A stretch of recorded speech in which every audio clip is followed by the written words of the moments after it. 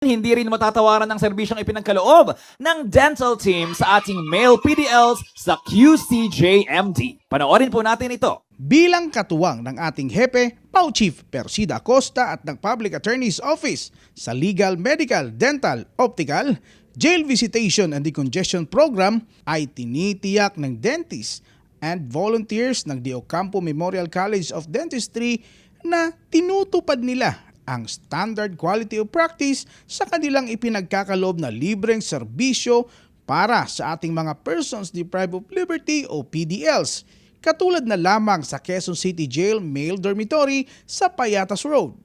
Pinapalo natin yung standard operation procedure. Halimbawa, kung may high blood sila, kaya pababain natin yun. Kasi hindi natin pwede bunutan yung mga pasyente na mataas ang blood pressure. At upang matiyak na natutupad ito ay may designated nurses mula sa PAO ang nagsasagawa ng blood pressure monitoring.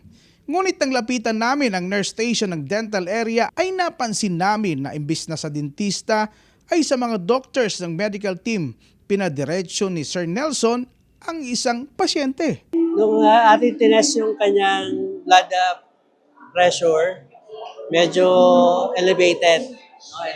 Kaya mataas doon sa normal. 160/100 kasi siya.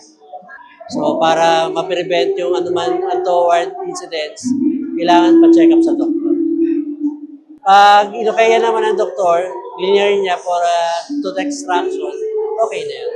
Inusisa din namin si Doc Martino kaugnay sa kalagayan ng kanyang pasyente na katatapos lamang niyang serbisyuhan. Sumasakit yung ngipin niya.